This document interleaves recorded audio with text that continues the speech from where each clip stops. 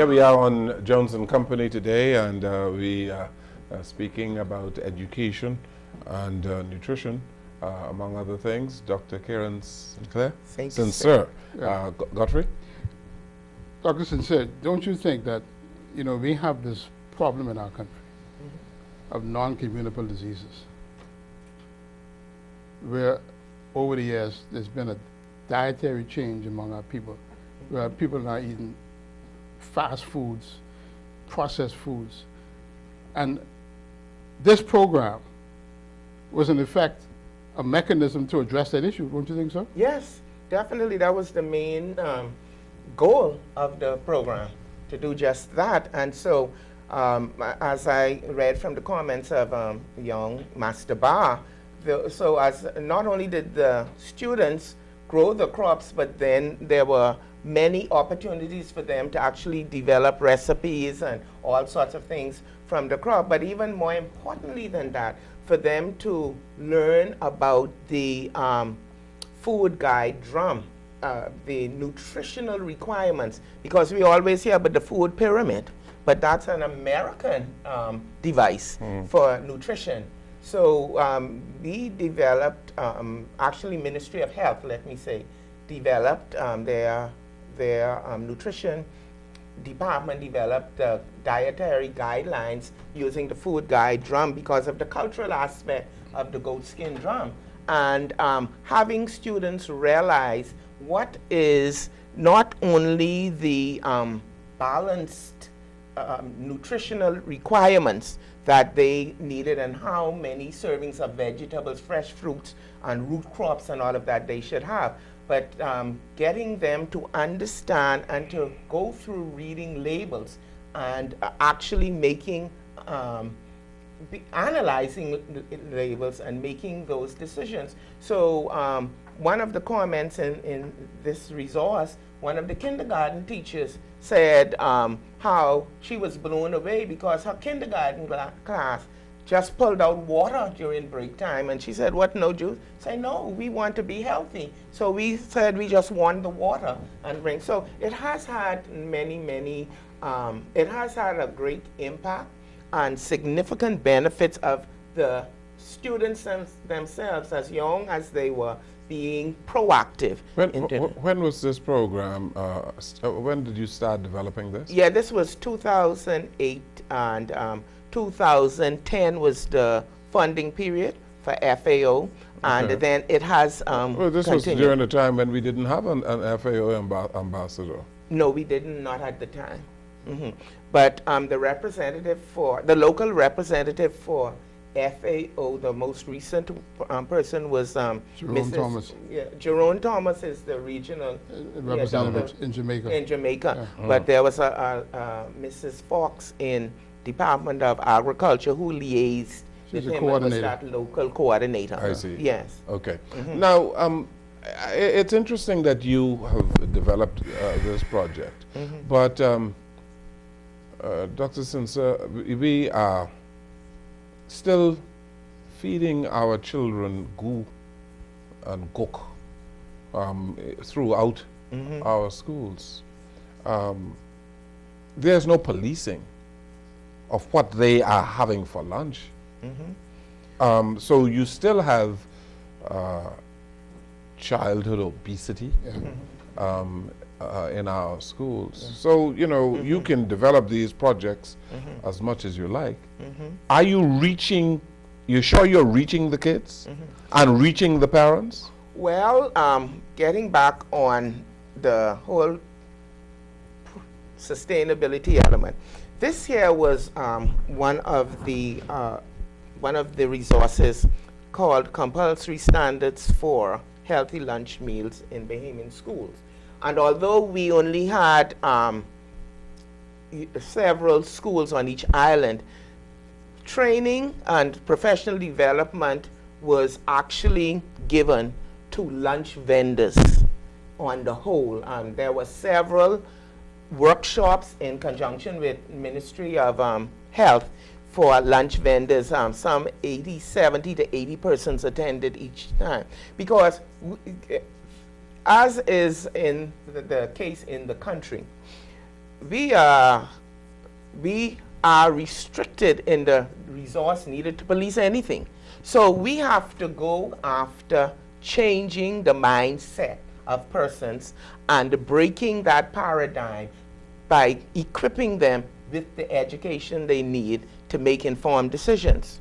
And I could say that when these workshops were actually done, a lot of the problems, the challenges, as the lunch vendor said, well, it comes to cost.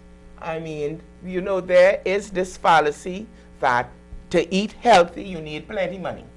And, you know, you don't have. So we showed them in a practical way that for the same monies you are spending for what you are offering the students, you could spend that same money and get more healthy and nutritious items. And in one of these pages, and that is actually showed up, I visited a school. I didn't go to see what the lunch vendors had, but I went for a meeting, and as I was going to the office, the lunch vendor beckoned to me, and she said, see what I'm doing? She had actually, because at first they were saying, well, if we just do vegetables or carrot sticks or whatever, the children not going to get them, buy them, and we'll waste our money. And she had gotten from the produce exchange, and she was actually selling good sized wedges of watermelon.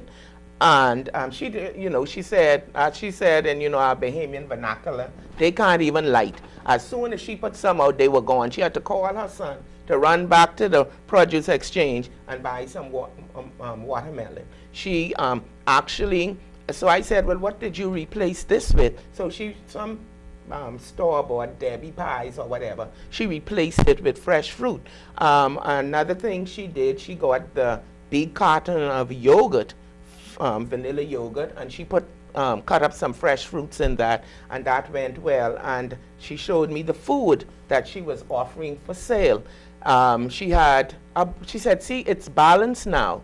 So I said, well, how is it different from what you had before the workshop? She said, well, I never had any vegetables on it. I would just have rice and some chicken wings. But she showed how she put some carrots and now a slice of tomato on it. And so it didn't happen overnight, and it's going to take, the effects of it have already been noted, but it's a continuous process. And once you start to see the behavior change, as has been done with those lunch vendors, and trying then to get, because one of the issues came up in the training workshops with the lunch vendors. Well, we are now going to try to offer more healthy fare and more nutritious options to our students. However, what about those persons who park on the side of the road by the school gate, and before the children get in the schoolyard, they have candy, they have this, they have that. So the thing is, well, that's a cottage industry and a way of making money for other people. And we only could say to them also that, if you do this, substitute this for that, this candy for some fruit, since the children are going to buy it on the way to school anyhow. But then even more important than that, and this is why these lesson plans have been written in a certain way to make the students proactive in their choices. Because what's in your food, for example, a worksheet about to analyze, do a nutrition analysis of their food, and they have to do that as a homework assignment in conjunction with their family. So these lessons are written where it's for the whole parental involvement. So for example, when we discussed the chapter on non-communicable diseases, for homework, they have to sit with parents and whomever is in their household and discuss what is that. Is there anyone from this household that actually is suffering from any sort of high blood pressure, sugar, diabetes, and all of that? This is the food guide drum, what I spoke to you know, previously, and you would see here is our dietary guideline that's actually designed by the Ministry of Health, and this is what we always refer them to make sure that these are the foods. So the children and the teachers have been armed with this, and we have given them a worksheet where they go when they are purchasing lunch. They take it and they look on this and say, okay, let's see what I should eat from the vegetables, from all of that. Dr. Sincere, this is a wonderful program, and it's a pity that it hasn't been expanded throughout the country. Yeah. But the point I'm making is, children don't buy food, adults buy food.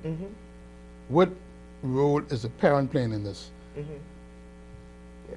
Well, I'll get back to what I'm saying. The whole lessons, all the programs are designed for parental involvement, so that when the crops are actually taken in and harvested from the schools, parents are involved in that, and it has actually the multiplier effect came into effect because parents then started backyard gardens in conjunction with their children and became more aware of the need to be proactive in food security and for nutrition. So parents were involved all along the way. Parents continue to be involved, and the schools that worked the program, they brought in parents. So parents were the ones who came and assisted in the garden and done all of that. But you know, Dr. Sincere, they tell me that one of the biggest problems in the educational system is getting parents to collect report cards.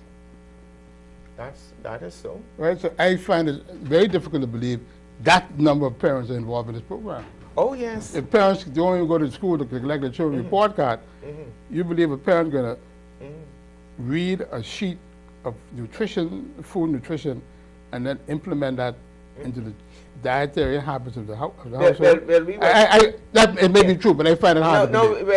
Well, we were very deliberate in our involvement with parents because we, as you said, well, if some aren't interested to, not all of them, but some aren't interested to collect the report cards, which is so. But the thing is, once you could show parents that this particular program and get them involved. Now, one see, what I think you're answering is that this pilot program, two of the schools were in the Family Islands. Yeah, New Providence too. Family Islands and Family Island parents have a different attitude towards education. How many schools involved in this? 9. 9? 9. 3 on Grand Bahama, 3 in Andros, and 3 in New Providence. Aren't you sure you're not working this backwards? Let me tell you why I say that.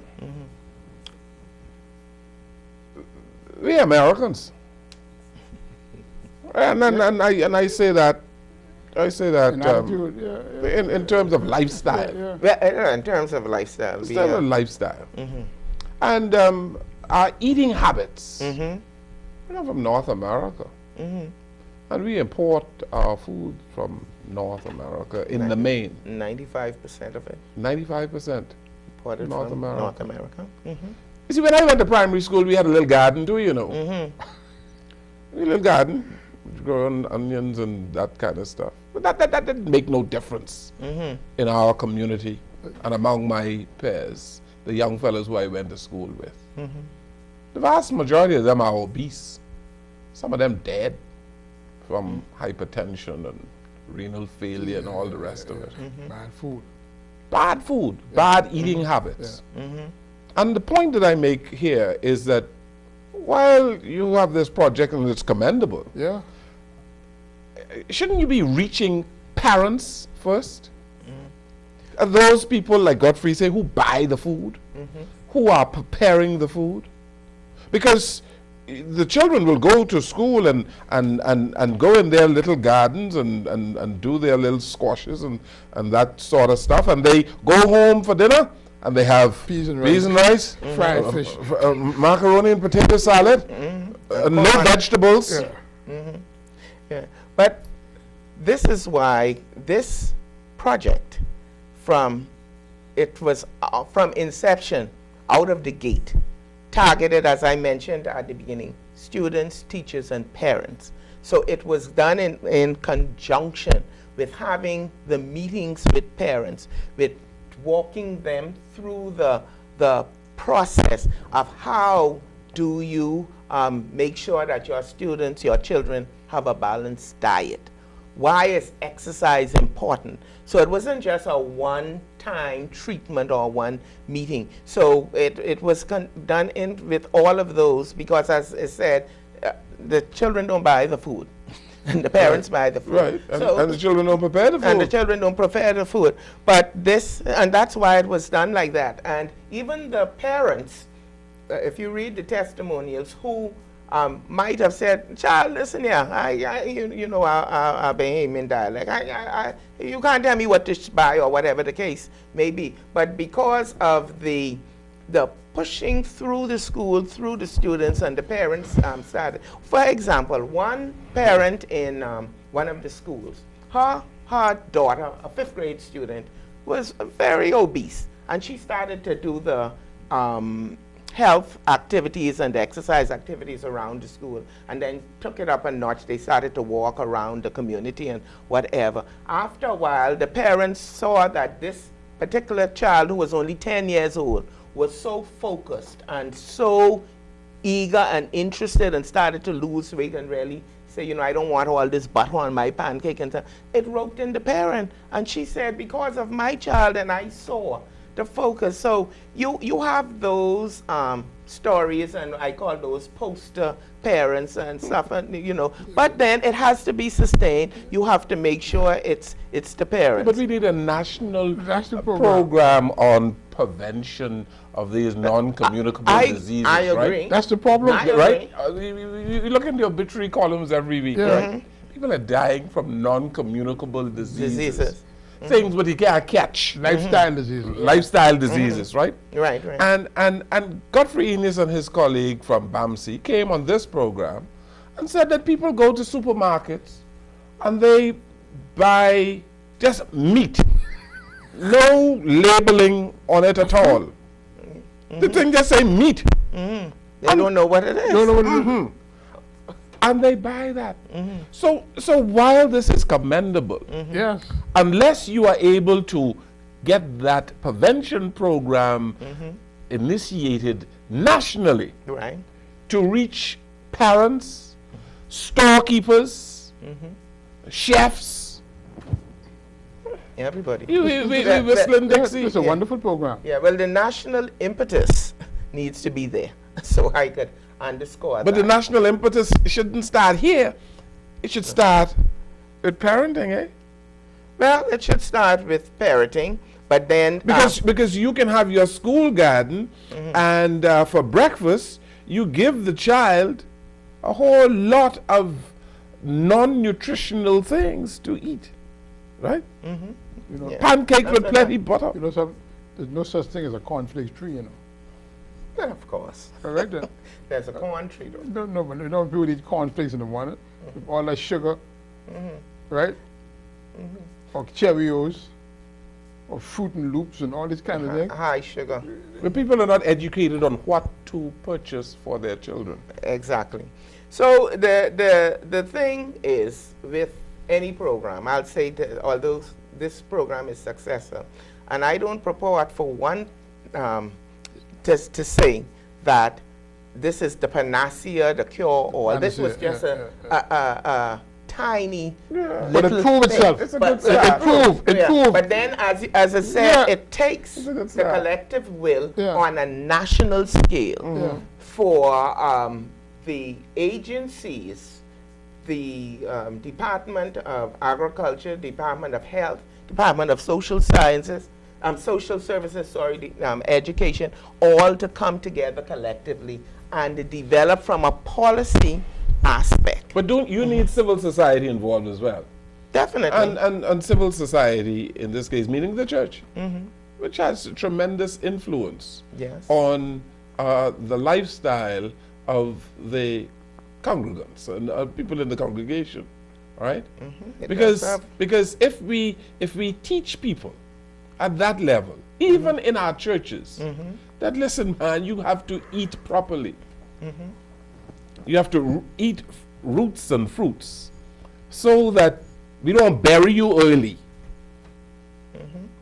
But that message is not being developed in civil society. Well, it's in pockets, but as is mentioned, unless we have a coordinated, structured framework from starting with the policy and then pulling together all other agencies, civil society, the intersectorial linkages, and bringing some synergy, because it's not that a lot of things are not happening, you know. It's just a lot of duplicity of efforts and lack of coordination. And lack of coordination. And so you have something that has worked and is going well here, and the Ministry of Health is doing other things, but then to bring it together. But this is a very fundamental program. Okay, let's take another break here. This is the program Jones and Company, and it's an interesting program. We'll come right back.